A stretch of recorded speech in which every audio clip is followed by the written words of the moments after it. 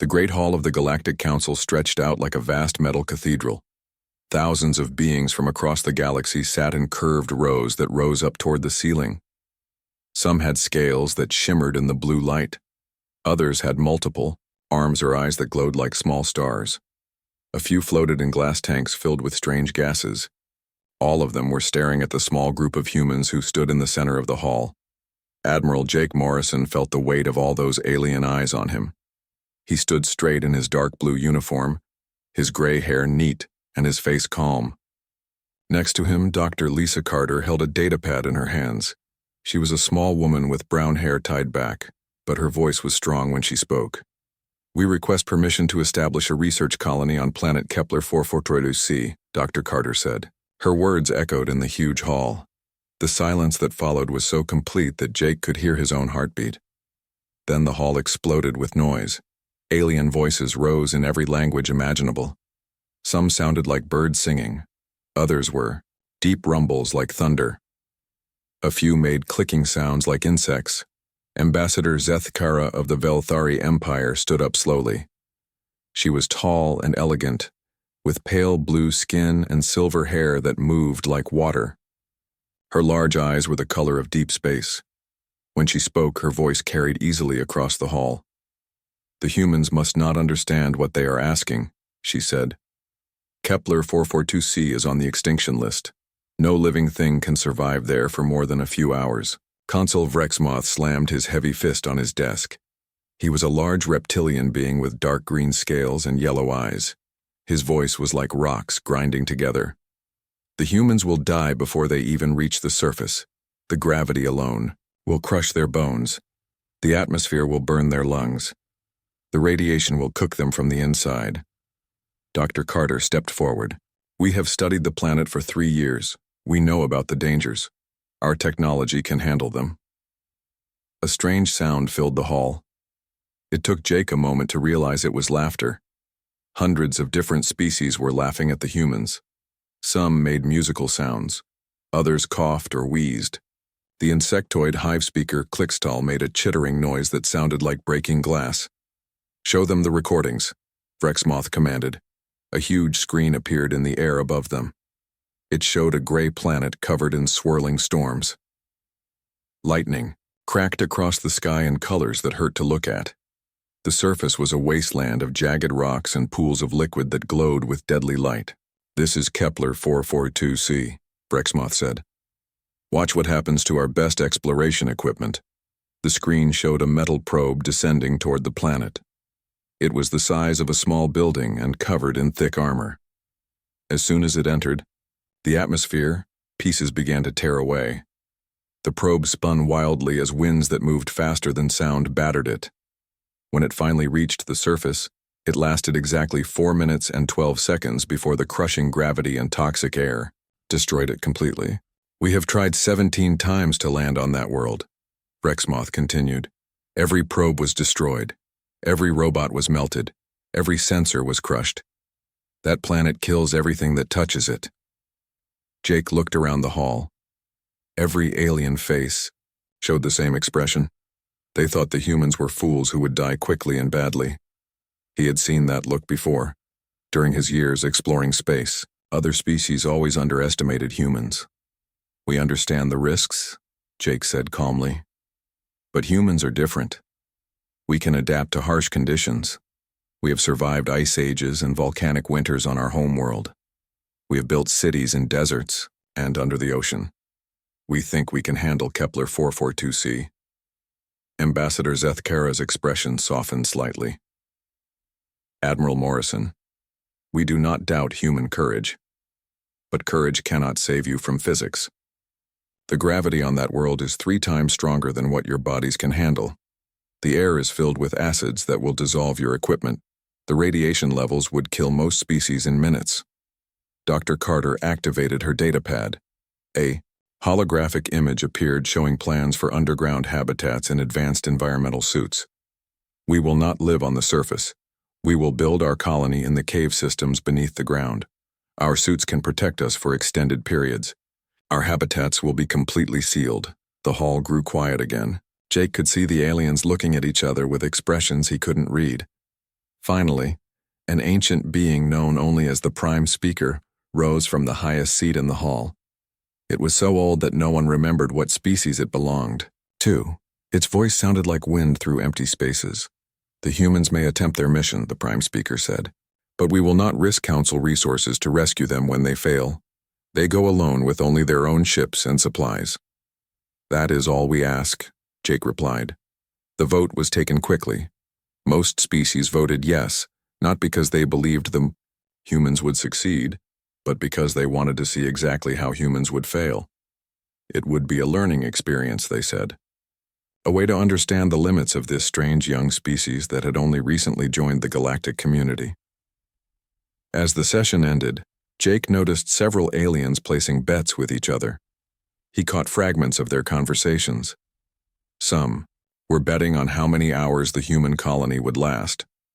Others were betting on whether any distress signal would even make it off the planet. Ambassador Zethkara approached them as they prepared to leave. "Admiral Morrison, I hope you will reconsider this mission. Your species has much to offer the galaxy.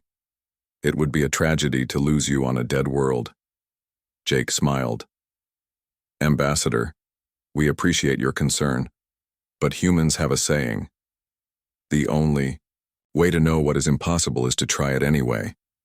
As they walked out of the Great Hall, Dr. Carter whispered to Jake, "Do you really think we can do this?" Jake looked back at the thousands of alien faces watching them leave. "Lisa, our ancestors crossed frozen continents with nothing but animal skins and stone tools. They sailed across vast oceans in wooden boats. They climbed the highest mountains and dove to the bottom of the deepest seas. If they could do all that, we can certainly handle one little planet." But as they left the council building, Jake couldn't shake the feeling that they were about to attempt something that would either prove humanity's greatest strength or expose their most dangerous weakness. Either way, the entire galaxy would be watching. The colony ship New Frontier hung in space like a metal city. Captain Roy Bennett stood on the bridge watching the planet below through the main screen. Kepler 442c looked like a ball of angry storms and poisonous clouds. Lightning split the sky in colors that should not exist. The planet spun slowly, showing continents covered in jagged mountains and seas that glowed with deadly radiation. "Final systems check complete," reported Lieutenant Dan Cooper from his station. "All 500 colonists are ready for descent. Landing shuttles are loaded and sealed." Roy nodded but kept staring at the planet. In his 30 years of space travel, he had never seen a world that looked so hostile to life. Every sensor reading screamed danger. The gravity was crushing. The atmosphere would melt human lungs. The radiation could cook a person in minutes. Yet here they were, about to land on it anyway.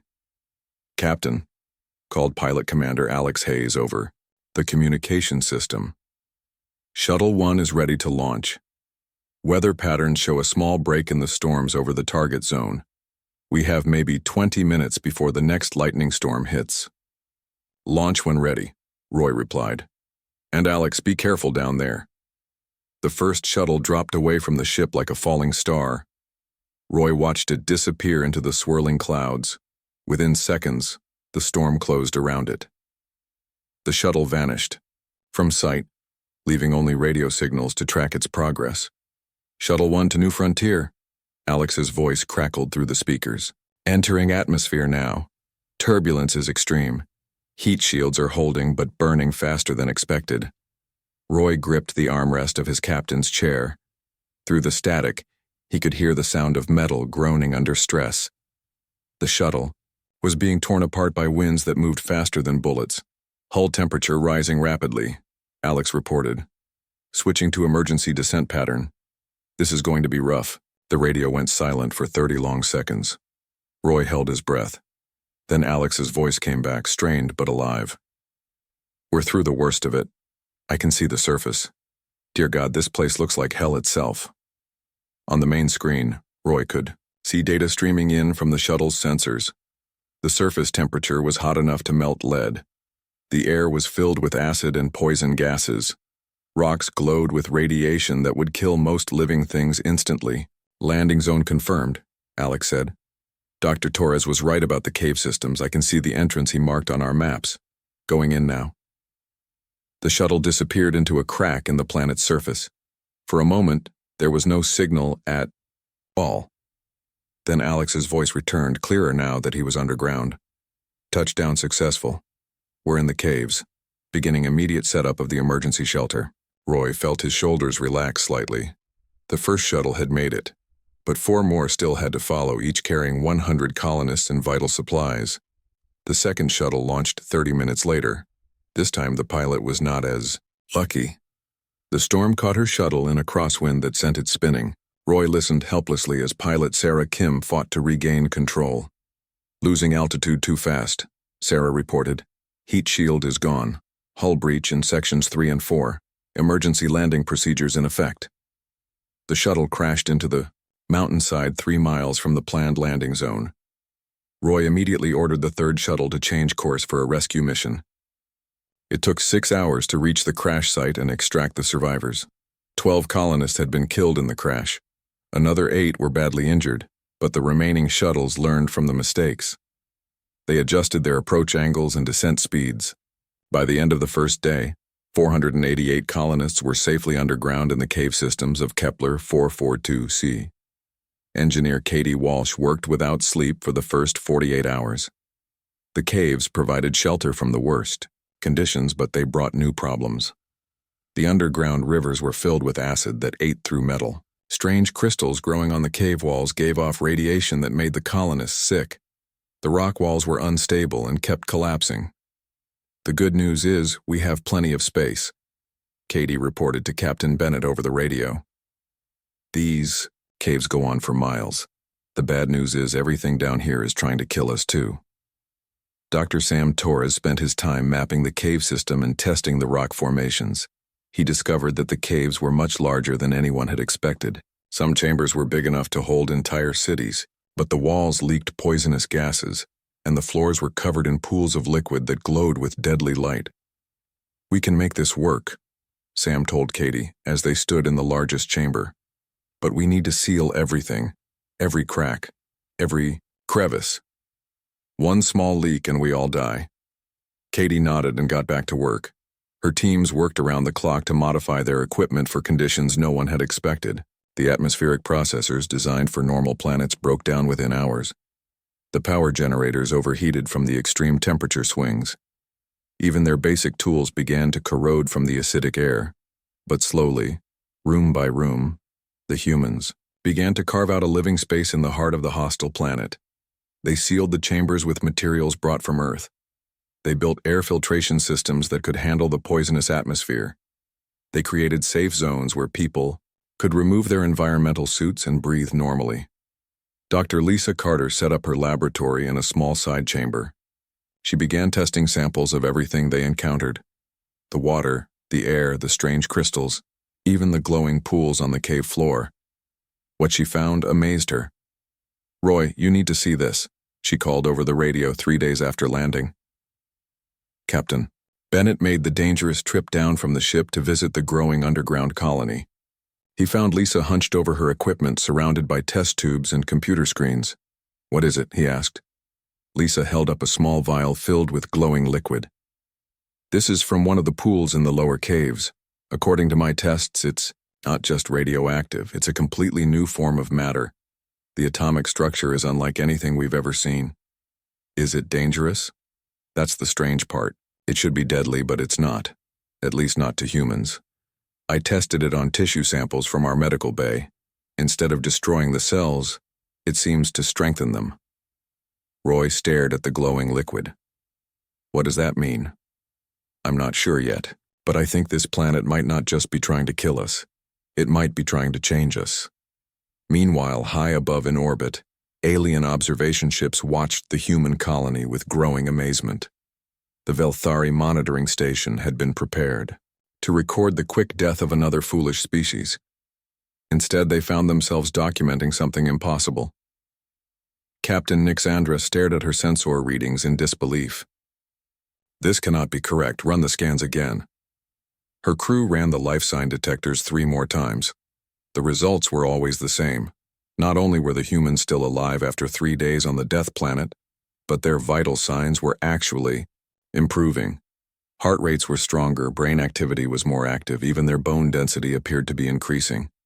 "Send a message to the Galactic Council," Nixandra ordered. "The humans are not just surviving on Kepler 442c, they appear to be thriving." Down in the caves, the colonists worked through their first week on the hostile world. They had lost 12 people, but the remaining survivors were adapting faster than anyone had expected. The environmental suits that were supposed to last only hours in the toxic atmosphere were lasting for days. The emergency rations that should have been consumed quickly were barely touched as the colonists discovered they needed less food and water than normal. Jake Rodriguez, one of the miners, made a discovery that would change everything. While digging a new tunnel, his drill broke through into a chamber filled with strange metallic ore. When Katie Walsh tested the metal, she found it was stronger than anything in their original designs. "We can build with this," she told Roy excitedly. "Walls, tools, even replacement parts for our equipment. This planet isn't just trying to kill us, it's giving us exactly what we need to survive." As the first week ended, the human colony on Kepler 442c had established a foothold in hell itself. They had carved out safe spaces, built working facilities, and begun to understand the strange environment around them. Most importantly, they had proven that humans could survive where no other species could even land. But they had no idea that their greatest challenges and discoveries still lay ahead. 3 months had passed since the first humans landed on Kepler 442c. What had started as a desperate survival mission was becoming something no one had expected. The underground city of New Haven grew larger every day as the colonists connected, more cave chambers and built new living spaces. Captain Roy Bennett walked through the main tunnel that connected the different sections of the colony. The walls were lined with panels made from the strange metal Jake Rodriguez had discovered. The lights came from crystals that the colonists had learned to harvest safely from the cave walls. Everything glowed with a soft blue light that was actually easier on human eyes than normal electric lighting. "Daily report, Captain," Lieutenant Dan Cooper said as he caught up with Roy in the tunnel. "Population holding steady at 476. No new casualties this week. Medical reports show continued improvement in overall health across all colonists." Roy stopped walking and looked at Dan. "Improvement? What kind of improvement?" "Dr. Carter says the colonists are getting stronger. Their bones are denser, their reflexes are faster. Some people can hold their breath for twice as long as they could on Earth, and everyone seems to need less sleep." Roy shook his head in amazement. When they first landed, he had expected to lose half the colonists in the first month. Instead, they were getting healthier and stronger. It made no sense according to everything humans knew about hostile environments. In the agricultural section, Dr. Lisa Carter stood among rows of growing plants. The hydroponic gardens had been built in a large chamber that stayed at a constant temperature, but the plants growing here looked nothing like the ones they had brought from Earth. "This is impossible," Lisa said to her assistant, Dr. Mark Webb. She held up a tomato that was twice the normal size and glowed faintly with its own light. "These seeds were completely normal when we planted them, but look at them now." The crops had not just survived in the underground environment. They had thrived beyond all expectations. The vegetables grew faster, larger, and more nutritious than anything they could grow on Earth. The wheat produced grain with protein levels that should have been impossible. Even more strange, the plants seemed to absorb and neutralize some of the harmful radiation that leaked into the growing chambers. "The radiation is changing them," Lisa explained to Mark as they walked between the growing beds. "But instead of killing them, it's making them better, stronger, more resistant to disease. It's like the planet is helping them evolve." In another part of the colony, engineer Katie Walsh was solving problems that should have destroyed the mission months ago. The harsh environment kept breaking their equipment, but Katie had learned to use materials from the planet itself to make repairs and improvements. "Hand me that crystal fragment," she told her work crew as they installed a new power coupling. The strange crystals from the cave walls could store and conduct electricity better than anything humans had ever created. Katie had learned to shape them into components for their machinery. The power systems that had barely worked when they first landed were now producing more energy than the colony could use. The storms on the surface, which had seemed like deadly enemies, had become their greatest source of power. Katie had designed collectors that could harvest the lightning strikes and channel the energy into their storage systems. "We're not just surviving anymore," Katie told Captain Bennett during their weekly engineering meeting. "We're improving everything. Our tools work better here than they did on Earth. Our computers run faster. Even our basic equipment lasts longer." Meanwhile, surface exploration teams had begun venturing outside the caves for longer periods. Explorer Ryan Clark led a team that spent 6 hours on the surface, far longer than anyone thought possible. They wore modified environmental suits that Katie had redesigned using materials found on the planet. "The surface is still dangerous," Ryan reported after returning from his latest expedition, "but it's not as deadly as we thought. The radiation levels vary across different areas. Some zones are almost safe for short periods without suits." Ryan's team had mapped large sections of the surrounding area and found deposits of rare minerals that could be valuable for trade. They also discovered that some areas of the planet had stable weather patterns where humans could potentially build surface installations. The most shocking discovery came from the mining operations deep below the main colony. Miner Jake Rodriguez and his team had tunneled down into the planet's crust and found chambers filled with materials that seemed to defy physics. "Captain, you need to see this," Jake called over the radio from the deep mines. "We've found something incredible down here." Roy made the dangerous trip down to the lowest levels of the mine. The elevator dropped for nearly 10 minutes before reaching the bottom. When the doors opened, Roy stepped into a chamber that took his breath away. The walls were covered in veins of metal that pulsed with their own light. Strange formations hung from the ceiling like frozen lightning. The air itself seemed to shimmer, with energy that made Roy's skin tingle. "What is this place?" Roy asked. Jake led him deeper into the chamber. "We think it's some kind of natural power source. The energy readings are off the charts. But here's the really strange part. It only responds to humans.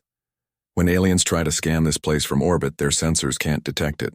But when we're down here, it lights up like a Christmas tree." The implications were staggering. The planet seemed to be responding to human presence in ways that no one could explain. It was providing them with materials, energy, and even improving their physical capabilities. It was as if Kepler 442c had been waiting for humans to arrive. High above in orbit, the alien observation ships struggled to understand what they were seeing. Captain Nix Andra of the Velthari Monitoring Station sent increasingly urgent reports to the Galactic Council. "The human life signs continue to strengthen," she reported. "They are now showing physical capabilities beyond normal human ranges. Some individuals appear to have developed resistance to radiation that would kill most species instantly. Their technology is also advancing at an impossible rate." The reports from orbit caused chaos in the Galactic Council chambers. Species that had predicted quick human failure were now faced with something that challenged everything they knew about planetary habitability. Emergency meetings were called. Scientists demanded explanations. Some species began to quietly reassess their own limitations. Consul Vrexmoth studied the reports with growing anger. "This is impossible. No species can survive on Kepler 442c, let alone thrive. The humans must be using some kind of advanced technology they have not revealed to the Council." But Ambassador Zethkara was beginning to suspect something different. "Perhaps we have underestimated what humans are capable of. Their species has always been remarkably adaptable. Maybe they can survive in conditions that would destroy us." Back on the planet, the colonists continued their work, unaware of the chaos they were causing in galactic politics. They were too busy building their new home and discovering the amazing properties of their hostile world. Dr. Lisa Carter made daily reports to Earth and the Galactic Council that read like science fiction. "The colonists are not just adapting to the environment. They are being improved by it. We have documented increased strength, faster healing, improved eyesight, and enhanced mental capabilities across the entire population." She paused in her report and looked around the thriving underground city that surrounded her. "We came here expecting to struggle for survival. Instead, we have found a world that seems designed to make humans better than they were before. I cannot explain how or why this is happening, but the evidence is undeniable." As the third month ended, The human colony on Kepler 442c had achieved something that no alien species thought possible. They had not just survived on a death world. They had made it home. 6 months after the humans first landed on Kepler 442c, something unprecedented happened. A message arrived at the Galactic Council headquarters that sent shockwaves through every species in the galaxy. The human colony was not asking for rescue or emergency supplies. They were inviting the council to visit them. Admiral Jake Morrison stood in the communication center of New Haven, the underground city that now housed nearly 500 thriving humans. Behind him, the walls glowed with soft light from crystal, formations that had been shaped into beautiful patterns. The air was clean and warm, filtered by plants that had adapted to absorb toxins and convert them into breathable atmosphere.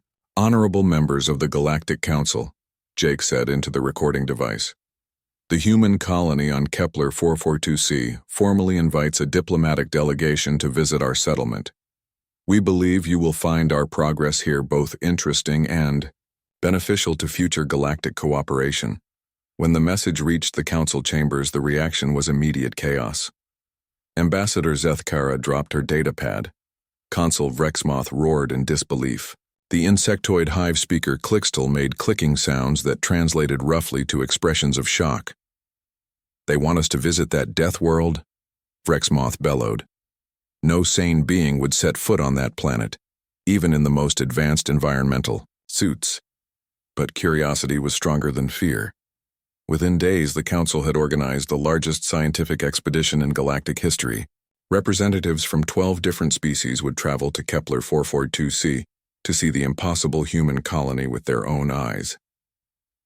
The massive survey ship Cosmic Harmony arrived in orbit around the planet 3 weeks later. On board were some of the most advanced scientists and diplomats in the galaxy.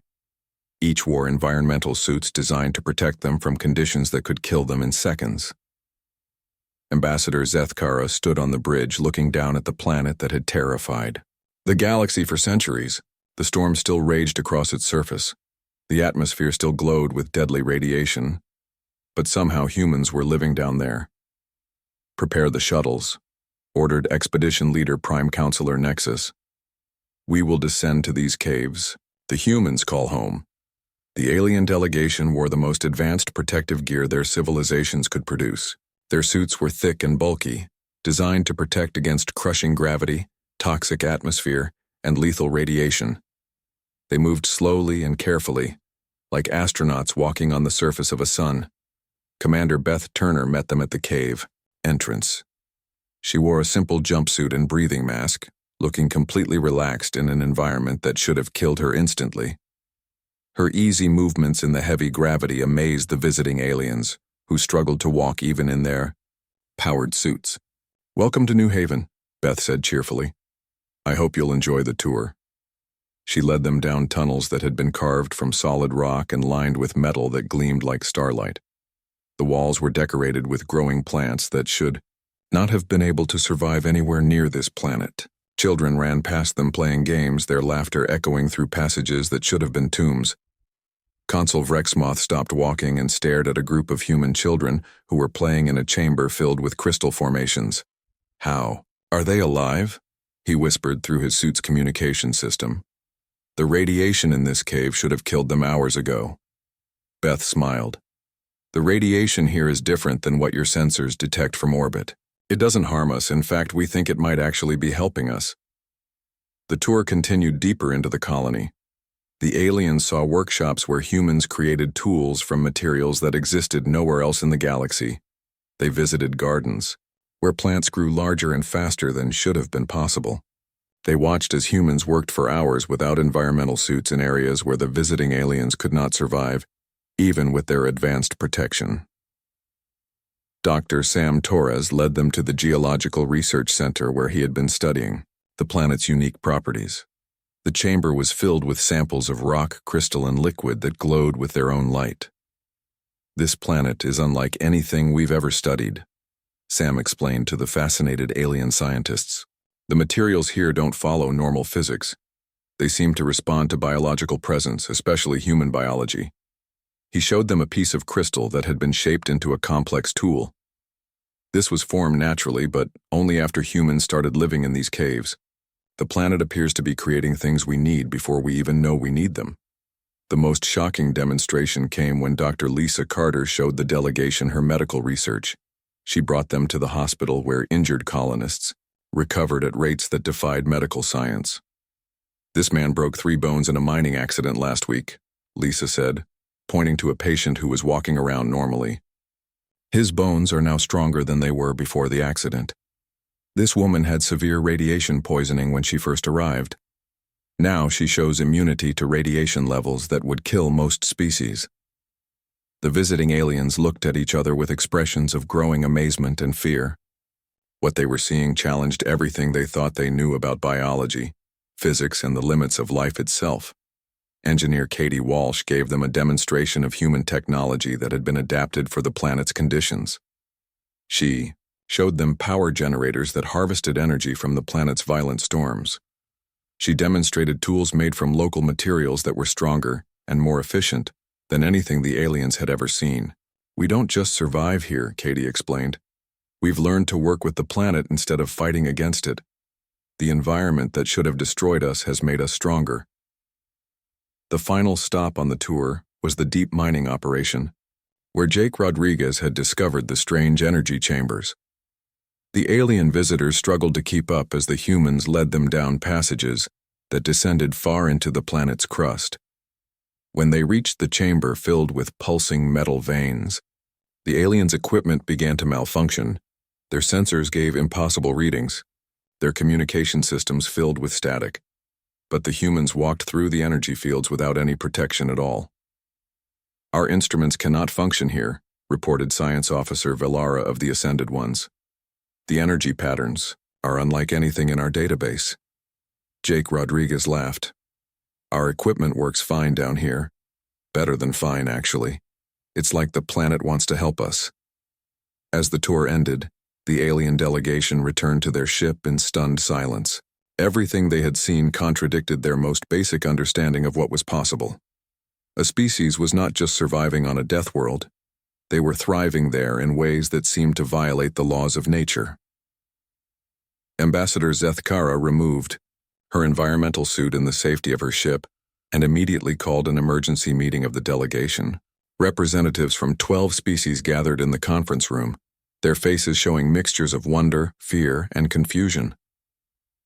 "What we have seen today changes everything," Zethkara began. "The humans have not just survived on Kepler 442c. They have been transformed by it. Their physical capabilities now exceed normal human ranges. Their technology has advanced beyond what should be possible with their resources." Consul Vrexmoth slammed his fist on the table. "It's impossible. No species can adapt that quickly to such hostile conditions.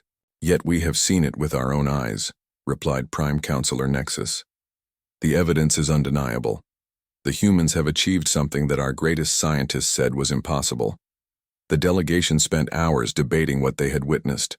Some believed the humans had hidden advanced technology. Others thought they had somehow cheated or lied about their conditions. But the evidence was clear and could not be denied. As their ship prepared to leave orbit, the alien visitors looked back at the planet that had changed their understanding of what life could accomplish. Down below, the human colony continued to grow and thrive in conditions that should have been completely lethal. The message they would carry back to the Galactic Council would shake the foundations of galactic civilization. The impossible had become reality, and it wore a human face. The Great Hall of the Galactic Council had never been so crowded. Representatives from every known species packed into the curved rows of seats. Emergency sessions had been called across the galaxy as news of the human colony spread. The impossible had happened, and no one knew what it meant for the future. Admiral Jake Morrison stood in the center of the hall once again, but this time the atmosphere was completely different. 6 months ago, the aliens had laughed at the humans. Now, they stared in silent amazement and growing concern. Behind Jake stood Dr. Lisa Carter, Captain Roy Bennett, and Engineer Katie Walsh. All of them looked healthier and stronger than they had when they first requested permission to land on Kepler 442c. "Honorable members of the Council," Jake began, his voice carrying easily through the vast chamber. The human colony on Kepler 442c has been a complete success. We are no longer asking for permission to explore hostile worlds. We are offering our services to help other species do the same. The hall erupted in noise, but this time it was not laughter. Alien voices rose in excitement, fear, and confusion. Some species saw opportunity, others saw threat. All of them realized that the rules of galactic civilization had just changed forever. Ambassador Zeth Kara stood slowly. Her elegant features showed a mixture of admiration and worry.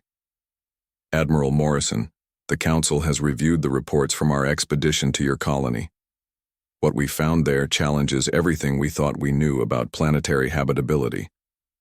How do you explain your success on a world that should have killed you? Dr. Lisa Carter stepped forward. We believe humans have a unique ability to adapt to extreme environments. Our bodies seem to respond to hostile conditions by becoming stronger rather than weaker. We don't fully understand the mechanism, but the results speak for themselves. She activated a holographic display that showed medical scans of the colonists. Every human on Kepler 442c now shows enhanced physical capabilities, increased bone density, improved cardiovascular function, resistance to radiation, and faster healing. Some colonists can now survive in atmospheric conditions that would kill them instantly 6 months ago. Consul Vrexmoth leaned forward in his seat. You claim these changes are natural adaptation, but our scientists say such evolution takes thousands of years, not months. Under normal circumstances, yes, Katie Walsh replied. But Kepler 442c is not a normal world. The planet seems to interact with human biology in ways we're still studying. It provides materials we need, energy sources that respond to our technology, and environmental conditions that enhance rather than destroy our capabilities. The prime speaker, ancient beyond measure, rose from the highest seat in the chamber. When it spoke, its voice silenced all other sound. The humans propose to survey worlds that we have deemed uninhabitable. What do they seek in return? Jake smiled. We seek partnership. There are thousands of worlds in the galaxy that have been written off as too dangerous for colonization. We believe many of them contain resources and opportunities that could benefit all species.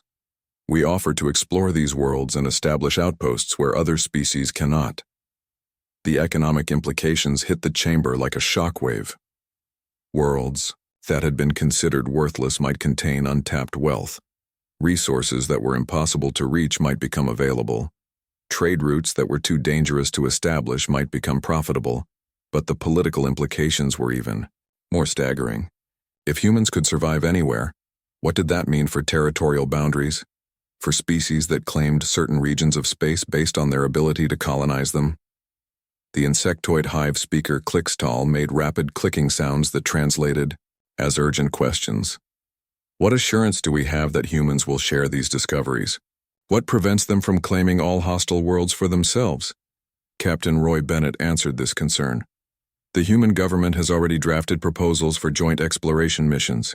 We have no desire to dominate the galaxy. We seek to expand the boundaries of what is possible for all civilized species. He activated another display, showing plans for multi-species research stations and shared technology programs. We propose to establish training centers where other species can learn to work in extreme environments using human-developed techniques and equipment. The debate continued for hours. Some species were eager to partner with humanity and gain access to previously impossible resources. Others feared that human capabilities would make their own civilizations obsolete. A few suggested that humans were no longer the same species that had joined the galactic community just a few years earlier.